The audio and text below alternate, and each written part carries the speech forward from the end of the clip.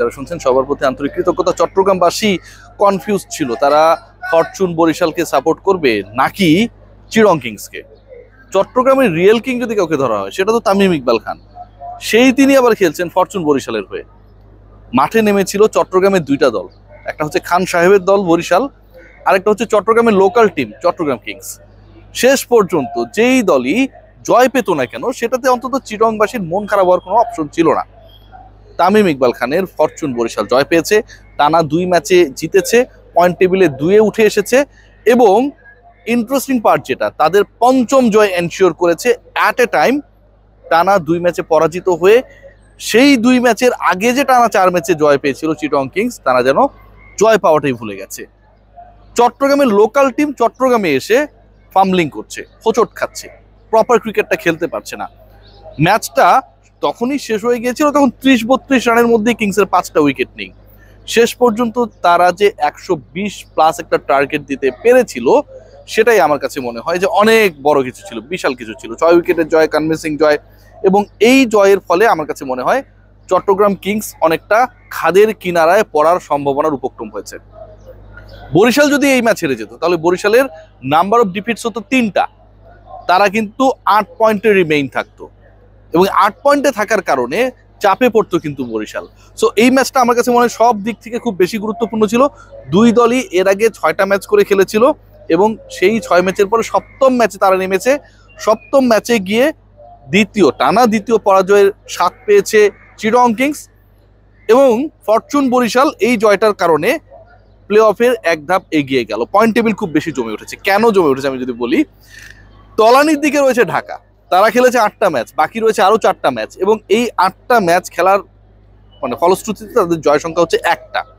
Interesting part কি আপনারা জানেন যে পরের 4 ম্যাচে যদি 4টা তারা জিতে যায়, চিটং কিংস তো টানা 4 ম্যাচ জিতেছে। রাজশাহী কিংবা হচ্ছে অন্য যে দলগুলো ফাম্বলিং করছে সেই তুলনায় রংপুর রাইডার্স টানা 8 ম্যাচে জয় পেয়েছে। সো টানা জয়ের যদি হিসাব আমরা করি, টানা 4 ম্যাচে জয়ের রেকর্ড রয়েছে চিটং কিংসের, টানা 8 ম্যাচে জয়ের রেকর্ড রয়েছে রংপুরের। সেই কনফিডেন্সটা বা সেই লাকটা যদি ফেভার করে ঢাকার ক্ষেত্রে, তাহলে তারা পরের 4 ম্যাচে জয় পেয়ে গেলে তাদের পয়েন্ট হয়ে যাবে 10। প্লে অফ জমে উঠবে কিন্তু, কারণ চিটং কিংস টানা 2 ম্যাচে হেরেছে।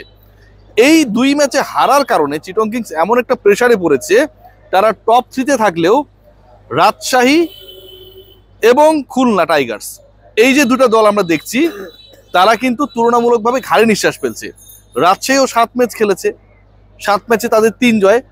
পরের যে ম্যাচটা তারা খেলবে সেটা জয় পেলে চিটং কিংসের সমান পয়েন্ট হয়ে যাবে।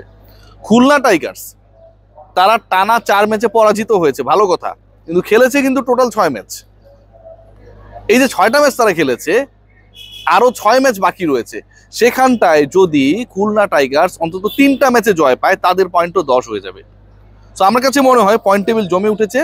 সিলেট এবং ঢাকার সম্ভাবনার জায়গাটা কিছুটা হলেও কম হলেও অন্য দলগুলো যেভাবে খেলেছে, স্পেশালি আমরা যদি খেয়াল করি রংপুর রাইডার্স এবং চিটং কিংস ইন মিডলে, সেই ধারা যদি অব্যাহত থাকে, আবার যদি চিটং কিংসের অবস্থাটা হয় অনেকটা ঢাকার মতো কিংবা খুলনা টাইগার্সের মতো।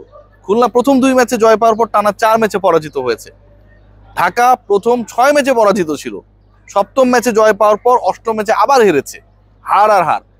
চিটং কিংস যে হারা শুরু করলো, এটা যদি তারা যদি আনলাকিলি এই হারার প্রবণতা যদি বাড়তে থাকে, তাহলে কিন্তু বাকি দলগুলোর জন্য পুরো প্লে অফের রেসটা ওপেন হয়ে যাবে। Let's discuss about 2 different team. আমার কাছে মনে হয় রংপুর এবং বরিশাল, এই দুইটা দল আমার কাছে মনে হয় সব দিক থেকে এবারের বিপিএল আসলে প্রপার প্রিপারেশন নিয়ে খেলতে নেমেছে। আপনি খেয়াল করে দেখেন রংপুর এবং বরিশালের খেলা, দল গঠন, আকর্ষণ, মাঠে তাদের প্রেজেন্স, ক্রিকেটারদের জয়ের মানসিকতা শুধু অভিভূত করবে না। এরা যখন মুখোমুখি হয়েছিল 2টা ম্যাচে, যেখানটা রংপুর জিতেছে, সেই ম্যাচগুলো কিন্তু এখন পর্যন্ত বিপিএল এর সবচেয়ে বারুদে উত্তেজনাকর ম্যাচ ছিল।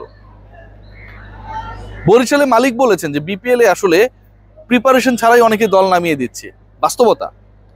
এবং এই বাস্তবতাকে যদি আমরা মেনে নিই, স্বীকার করে নিই, তাহলে এবারের বিপিএল এ আলটিমেটলি প্লে অফের প্রথম দল তো হয়েই গেছে আমরা জানি রংপুর, দ্বিতীয় দল বরিশালের হতে খুব বেশি ঘাম ঝরাতে হবে না। আর একটা ম্যাচে যদি জয় পায় মোটামুটি নিশ্চিত। বাকি রয়েছে এখনো তাদের আরো 5টা ম্যাচ, 2 ম্যাচে যদি জয় পায় তাহলে প্লে অফের টপ 2টা দল হবে রংপুর বরিশাল। সেক্ষেত্রে সুখবর একটা, যে প্রথম কোয়ালিফায়ার যে ম্যাচটা হবে, মানে আপনি ফাইনালের জন্য কোয়ালিফাই করবেন, সেই ম্যাচেও আমরা রংপুর বরিশালের দ্বৈরথ দেখতে পাবো। ফাইনালে ওঠার 2 দলের চান্স থাকবে। কিভাবে? প্রথম কোয়ালিফায়ারে যদি রংপুর বরিশাল মুখোমুখি হয়, একটা দল তো জয় পেলে ফাইনালে চলে যাবে। যেই দলটা পরাজিত হবে সেই দলকে খেলতে হবে সেকেন্ড কোয়ালিফায়ার। এলিমিনেটর থেকে যেই দলটা কোয়ালিফাই করবে তারা হবে প্রথম কোয়ালিফায়ারে, রংপুর বরিশাল ম্যাচ যদি প্রথম কোয়ালিফায়ার হয় সেখানকার পরাজিত দলের সাথে। সো রংপুর বরিশাল মুখোমুখি হয়ে প্রথম কোয়ালিফায়ারে পরাজিত হলেও দ্বিতীয় কোয়ালিফায়ারে জয় পেলে তারা আবার ফাইনালে যাবে। রংপুর এবং বরিশালের টোটাল নাম্বার অফ ম্যাচেস এখন পর্যন্ত যেভাবে এগিয়ে যাচ্ছে বরিশাল, রংপুরের আলোচনা আমি না করি এখানটায়, খুব বেশি আসলে রংপুর নিয়ে আলোচনা করার ডিসকাস করার কিছু নেই। তাতে আরো অন্তত 2টা ম্যাচ অপেক্ষায় রয়েছে যেখানটায় রংপুর বরিশাল মুখোমুখি হবে। একটা হচ্ছে প্রথম কোয়ালিফায়ার এবং আরেকটা বিপি